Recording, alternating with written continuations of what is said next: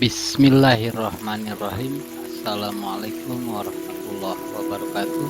Selamat datang di Berbagi Praktik dan Informasi BPI Channel.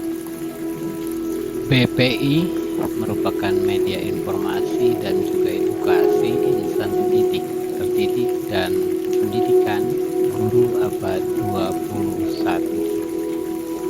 Sebelumnya, berkenan Bapak dan Ibu memberikan dukungan kepada channel ini dengan cara like, share, subscribe, dan juga nyalakan loncengnya agar Ibu dan Bapak bisa mengikuti info berikutnya.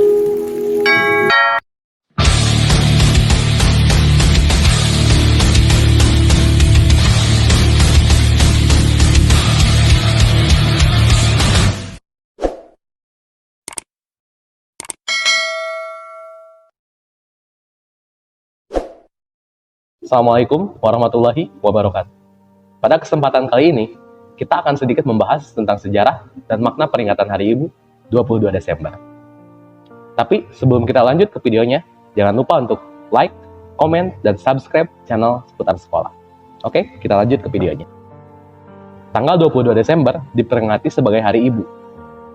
Adalah hari yang bersejarah dan istimewa yang terjadi pada tanggal tersebut.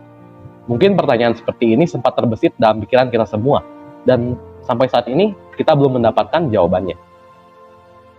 Baiklah, mari kita kembali ke masa lalu, tepatnya tanggal 22 hingga tanggal 25 Desember 1928. Pada tahun tersebut, di Yogyakarta, para pejuang wanita Indonesia dari Jawa, dari Sumatera, berkumpul saat itu untuk mengadakan Kongres Perempuan yang pertama.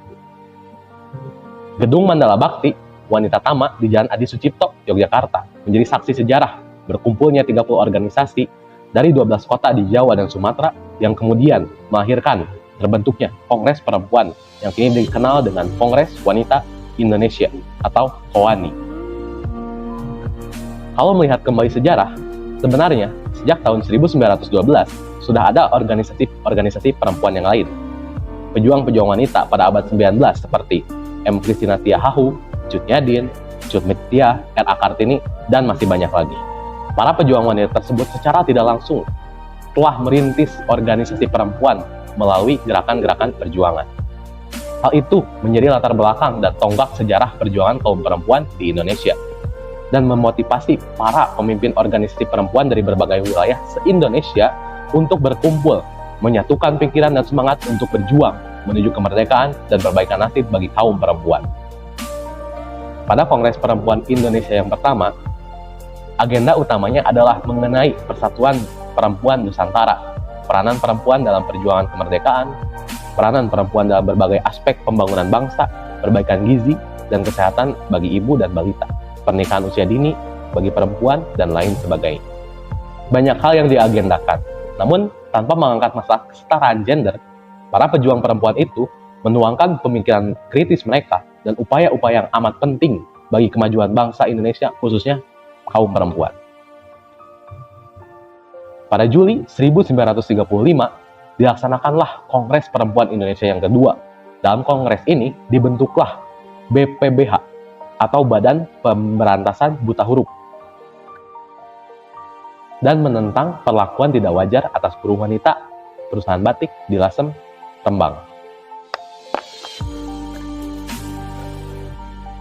Penetapan Hari Ibu pada tanggal 22 Desember sendiri baru diputuskan dalam Kongres Perempuan Indonesia III pada tahun 1938. Dan puncak peringatan Hari Ibu yang paling meriah adalah pada peringatannya yang ke-25 pada tahun 1953. Tak kurang dari 85 kota di Indonesia, dari Melaboh sampai Ternate, merayakan peringatan Hari Ibu yang cukup meriah.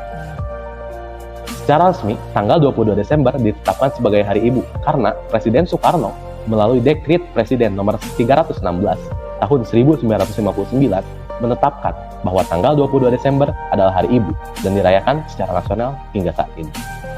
Pada awalnya, peringatan Hari Ibu bertujuan untuk mengenang semangat dan perjuangan para perempuan dalam upaya perbaikan kualitas bangsa ini. Misi itulah yang tercermin menjadi semangat kaum perempuan dari berbagai latar belakang untuk bersatu dan bekerja sama. Salah satu contoh saat peringatan 25 tahun Hari Ibu di Solo, dirayakan dengan membuat pasal amal yang aslinya dipakai untuk membiayai Yayasan Kesejahteraan Buruh Wanita dan Beasiswa untuk anak-anak perempuan. Pada waktu itu, panitia Hari Ibu di Solo juga mengadakan rapat umum yang mengeluarkan resolusi meminta pemerintah untuk melakukan pengendalian harga, khususnya bahan-bahan makanan pokok.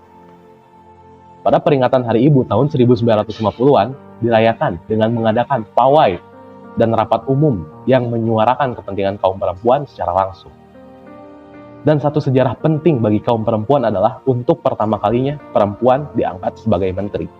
Dialah Maria Ulfah yang pada tahun 1950 diangkat sebagai Menteri Sosial yang pertama oleh Presiden Soekarno. Pada Kongres di Bandung tahun 1952 diusulkan untuk dibuat sebuah monumen. Lalu pada tahun berikutnya dibangunlah Balai Sri Kandi.